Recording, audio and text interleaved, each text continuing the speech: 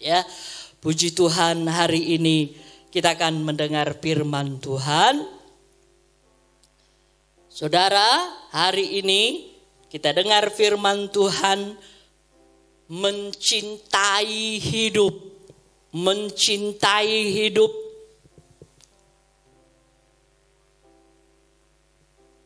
Mencintai hidup maksudnya di sini mencintai hidup yang kekal, ya. Sekarang udahnya kita hidup ini kan, tapi mencintai hidup yang kekal, hidup yang selama-lamanya, ya. Kita melihat di dalam 1 Petrus pasal 3, kita baca dalam 1 Petrus pasal 3 ayat yang ke-10 dan ke-11.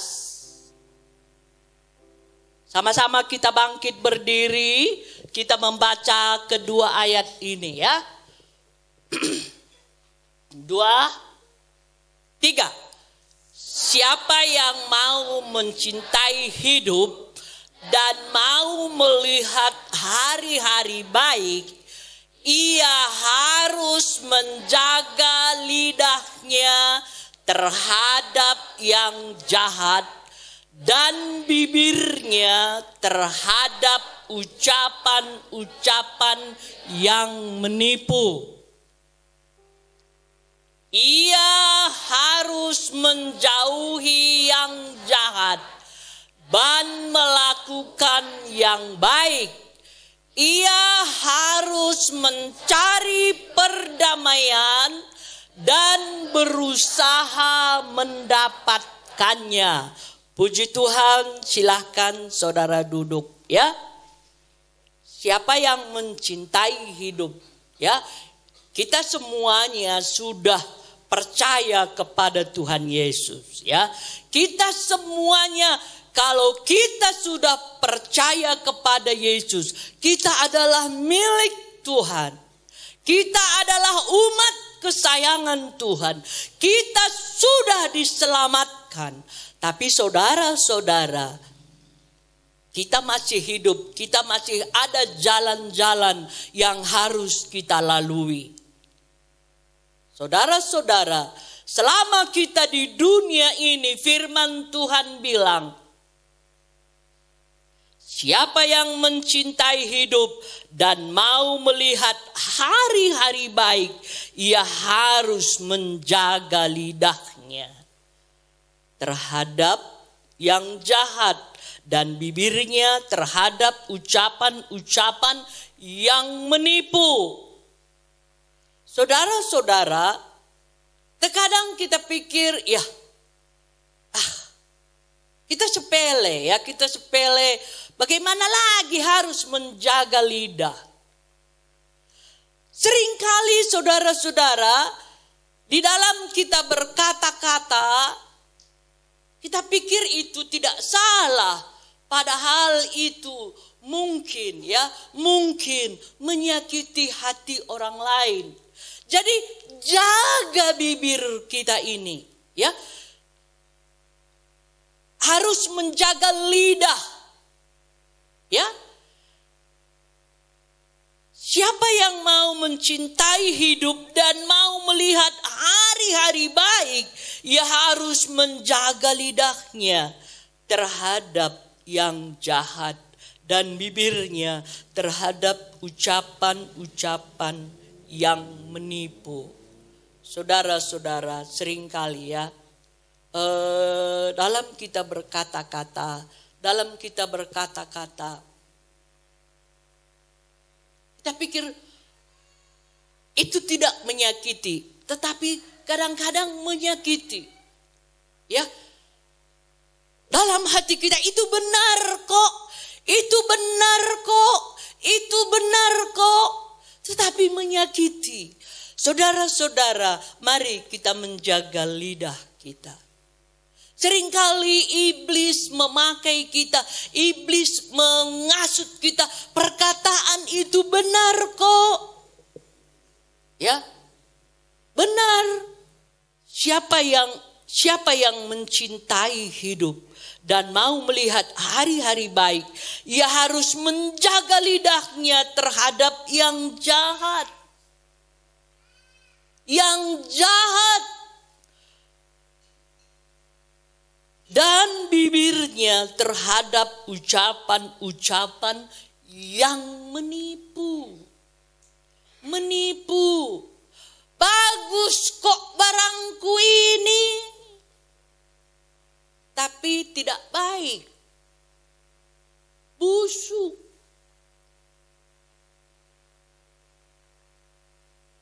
Kita pikir itu perkara kecil. Kita pikir itu asal sudah laku. Asal sudah laku, biarlah menipu sedikit. Saudara-saudaraku, mari kita jaga. Karena ini firman Tuhan. Karena ini firman Tuhan.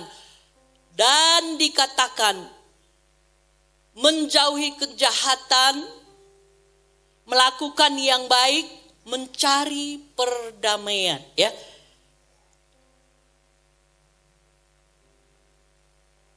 Dalam ayat yang ke-11, ia harus menjauhi yang jahat dan melakukan yang baik. Ia harus mencari perdamaian. Mencari perdamaian. Saudara-saudara, kalau sudah ada kita tahu kata-kata kita itu, kalau kita tahu mungkin hal itu menyakitkan orang lain, mungkin hal itu jahat, mari kita cari perdamaian. Firman Tuhan berkata, ia harus mencari perdamaian. Berusaha, maksudnya ya saudara, mencari perdamaian. Bagaimana aku harus berdamai? Dan berusaha mendapatkannya. Cari perdamaian, usahakan perdamaian. Dan firman Tuhan berusaha mendapatkannya. Saudara-saudara, perlu kita perbaiki. Ya, perlu kita minta maaf. Perlu kita, saudara-saudaraku, melakukan, kalau ya mesti bagaimanapun, kita harus berusaha dan mendapatkan perdamaian itu. Kalau kita mau hidup kekal. Kalau kita mau melihat hari-hari yang baik.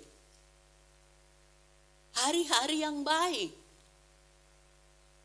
Hari-hari yang baik maksudnya masa depan yang baik. Keturunan kita keturunan yang baik. Ya, anak-anak kita hidup di dalam perdamaian. Hidup di dalam takut akan Tuhan. Ya, jadi hari ini saudara-saudara kita diajari untuk mencari perdamaian. Jangan kita berkata, ya sudah, yang sudah, sudahlah. Yang sudah, sudahlah.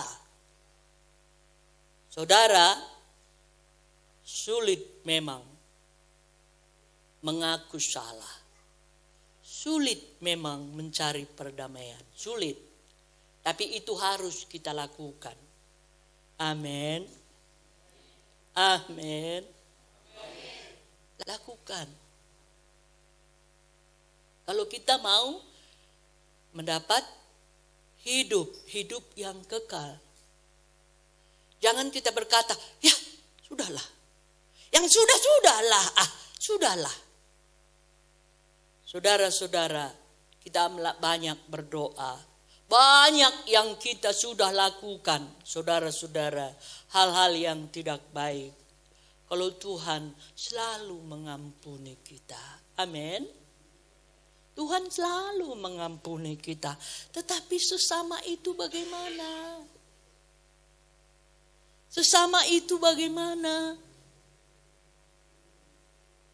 Kalau Tuhan mengasihi kita, kalau Tuhan Dia hapuskan segala pelanggaran kita, tetapi sesama kita yang sudah kita sakiti itu bagaimana? Walaupun itu benar, kalau orang lain sakit hati, kita harus minta maaf. Pagi hari ini saudara-saudaraku, kita diajari oleh firman Tuhan, ya.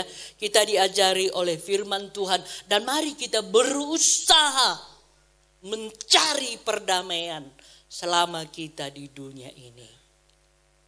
Ya. Itu makanya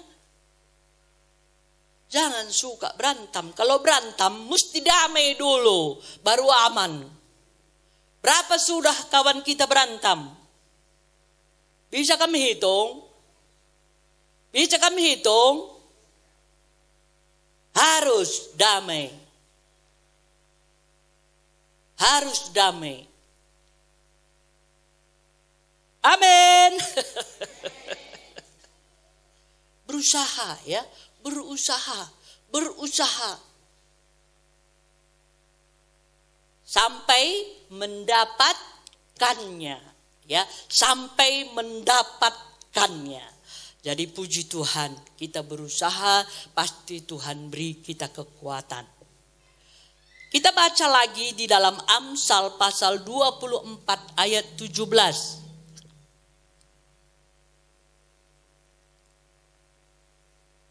Amsal 24 ayat 17. 2, 3. Jangan bersukacita kalau musuhmu jatuh. Jangan hatimu beria-ria kalau ia terperosok. Firman Tuhan katakan, jangan bersukacita kalau musuhmu jatuh. Jangan hatimu beria-ria kalau ia terperosok. Saudara-saudara, kalau kita anak-anak Tuhan, memang kadang-kadang kalau sudah disakitinya kali hati kita, begitu dia terperosok, begitu dia jatuh, medah kok. Ada enggak gitu? Ada enggak? Ada. Tapi firman Tuhan berkata, jangan bersukacita kalau musuhmu jatuh. Jangan hatimu beria-ria kalau ia terperosok. Jangan. Memang kadang-kadang ya, saya pun pernah. Ada orang, dia sakiti selalu hatiku. Dia pokoknya sakiti selalu hatiku. Tetapi satu waktu dia kena musibah. Ada itu saudara-saudara. Tapi mulai dari situ nggak tenang lagi. Mulai dari situ nggak tenang lagi. Mulai dari udah kok nggak tenang lagi. Akhirnya saya minta ampun sama Tuhan. Tuhan ampuni aku. Tuhan ampuni aku. Tuhan ampuni aku. Baru bisa damai. Ya, baru bisa hatiku tenang. Jadi saudara-saudara, jangan, ya, ini firman Tuhan, jangan bersukacita kalau musuhmu jatuh. Jangan hatimu beria-ria kalau ia terperosok. Memang hati kita beria-ria. Enggak ada manusia yang tahu. Tapi kira-kira Tuhan tahu enggak? Tuhan tahu enggak? Tahu. Sekarang yang kita takuti Tuhan, bukan manusia. Yang kita takuti Tuhan. Jadi hari ini, walaupun sulit firman Tuhan ini, mari kita lakukan. Mari kita lakukan. Karena ini firman Tuhan. Ada lagi nanti satu ayat kita baca. Kalau memang engkau mencintai aku, katanya, ya. Tapi sebelum itu kita akan lihat lagi Amsal 17 ayat 5. Amsal 17 ayat 5.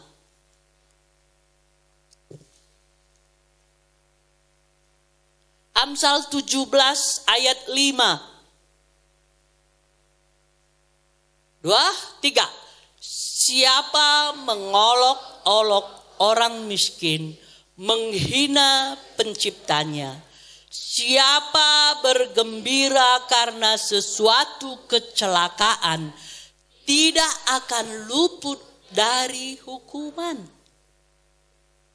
Ya, ini firman Tuhan. Siapa mengolok-olok orang miskin, menghina penciptanya.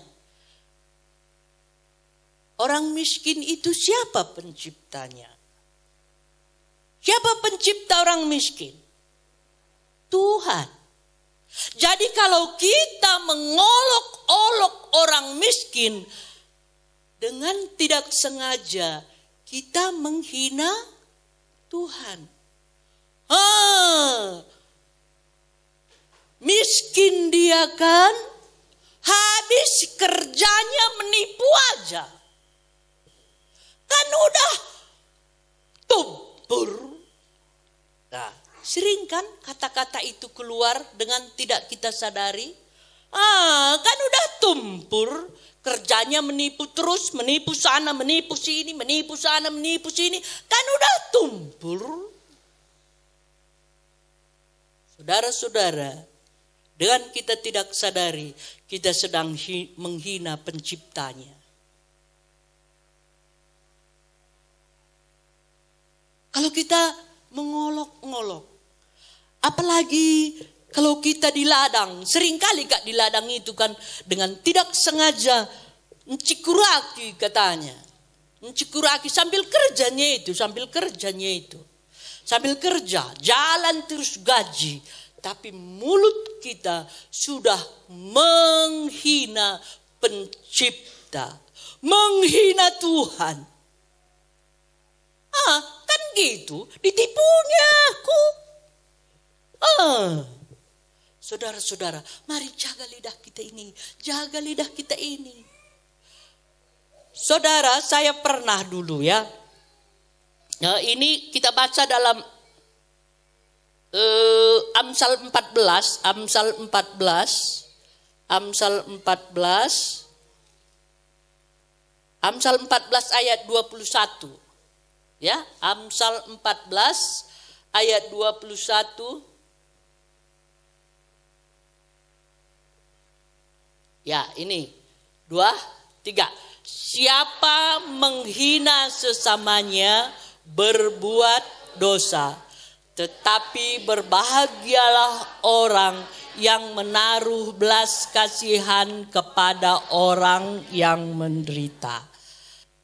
Ada lagi pepatah bilang, lidah memang tidak bertulang. Iya, lagi bertulang mesti dijaga. Amin. Pegang dulu kiri kanan. Begindu kata di batana. Ada akibatnya. Ya. Ada akibat. Seringkali seperti ayat yang kita baca ayat 15 tadi. Mengolok-olok orang miskin. Menghina penciptanya. Mengolok-olok orang miskin. Kena kutuk kinandai. Maka tumpur. Saudara, itu sudah dosa. Amin. Itu firman Tuhan loh. Siapa menghina sesamanya berbuat dosa. Tetapi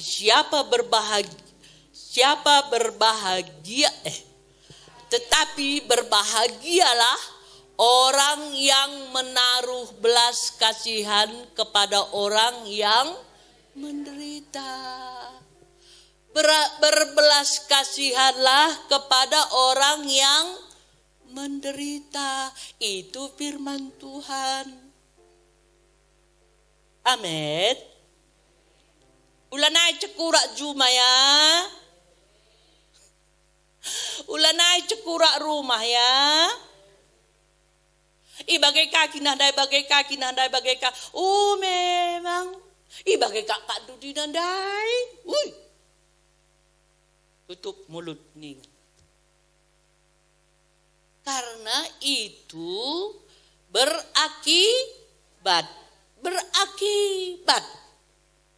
Ya. Mari kita baca ayat terakhir ini, ayat terakhir. Tapi lama. Lukas pasal 6.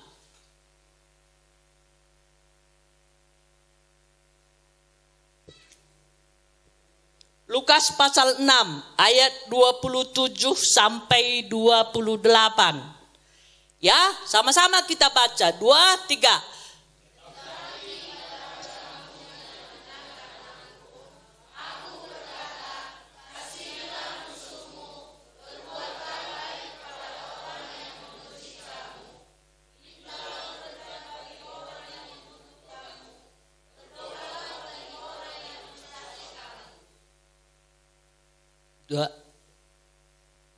Ya, puji Tuhan ya. Jadi mintalah berkat bagi orang yang mengutuk kamu. Berdoalah bagi orang yang mencaci kamu. Payah.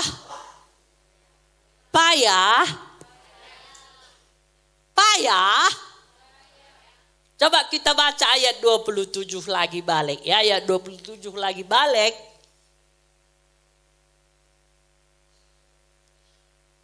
Dua, tiga. Tetapi kepada kamu yang mendengarkan aku. Stop dulu. Yang berkata ini siapa?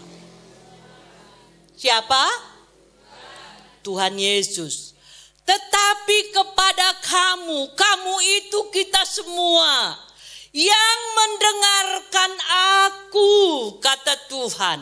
Aku berkata, kasihilah musuhmu. Berbuat baiklah kepada orang yang membenci kamu. Ayo coba kita hafal dulu ini ya.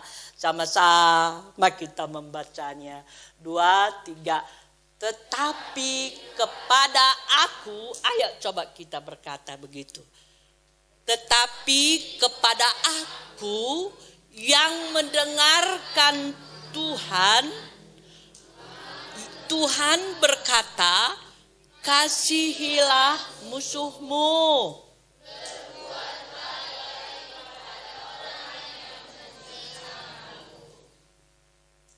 Ayo lagi. 27, 28.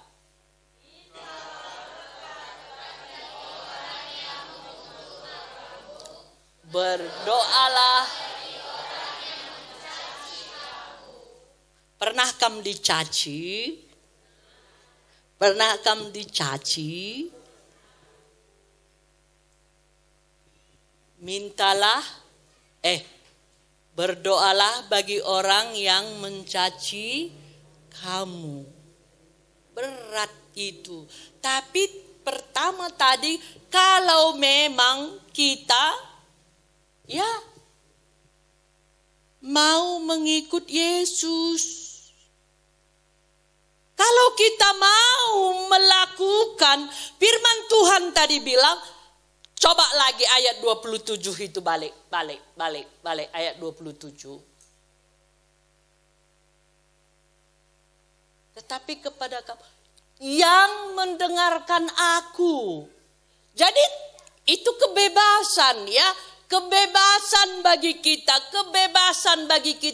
yang mau mendengarkan itu ya, yang mau mendengarkan Tuhan berkata, kasihilah musuhmu, berbuat baiklah kepada orang yang membenci kamu. Ya. Yang mendengarkan Tuhan. Bisa kok kita nggak dengarkan? Bisa kita nggak dengarkan. Bisa nggak kita lakukan firman Tuhan ini? Bisa. Tapi kita nggak mencintai hidup kekal. Tidak memiliki hidup kekal. Kita jauh dari Tuhan. Kita bukan milik Tuhan. Bisa kita nggak lakukan perintah Tuhan ini? Bisa. Tapi karena kita milik Tuhan, karena kita mau mencintai Tuhan, karena Tuhan sudah mengasihi kita, kita harus melakukan firman Tuhan ini. Sulit kali. Sulit kali. Mungkin kita berkata sulit kali. Sulit kali. Saudara-saudaraku, sulit memang. Tapi itulah bedanya anak Tuhan dengan tidak anak Tuhan. Ini beda kita anak Tuhan. Kita mau mendoakan yang mencaci kita.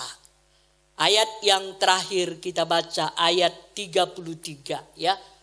Ayat 33 dalam Lukas 6 ini. Dalam Lukas 6 ini ayat 33. Sebab, ayo 2, 3.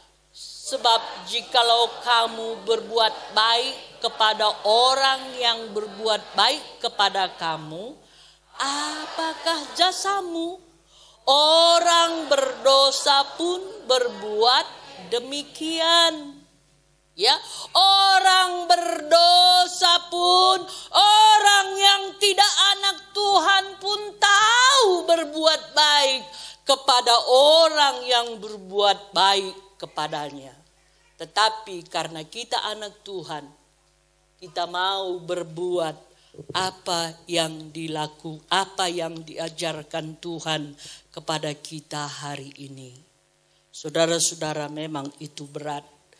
Memang itu berat, tapi saudara, itulah kewajiban kita. Itulah kewajiban kita.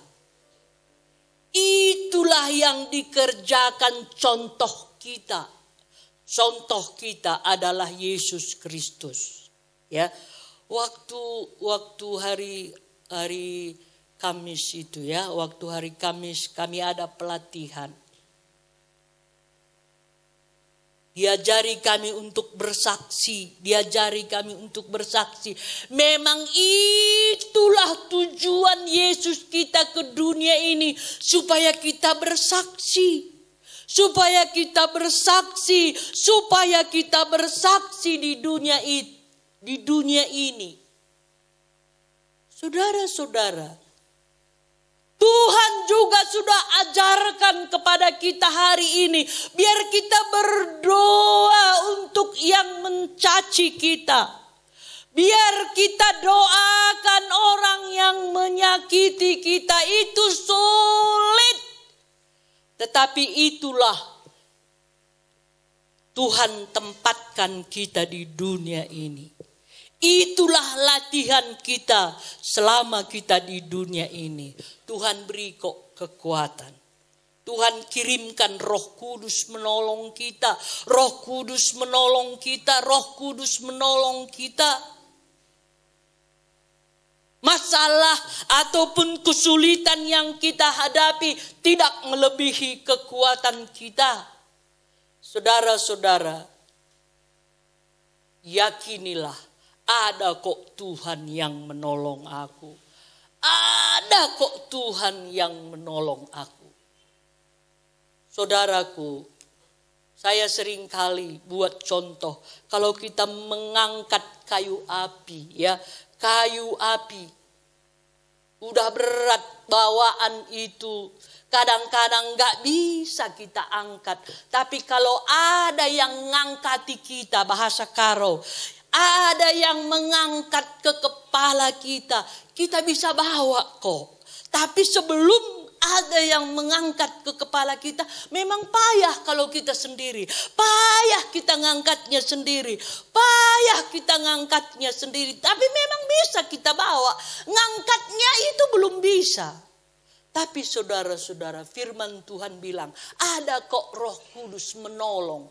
Ada kok Roh Kudus memampukan, mengangkat. Akhirnya bisa kok kita bawa bawaan itu. Bisa kok kita bawa, kita junjung kayu api itu bisa.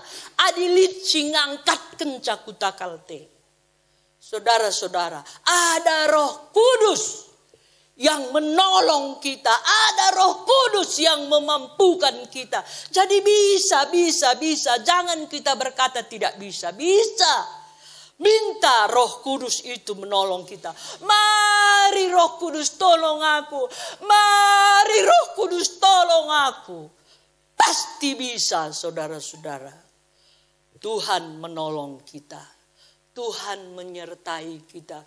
Tuhan selalu ada bersama dengan kita. Tuhan selalu ada. Tuhan ada menopang kita. Kita tidak sendiri.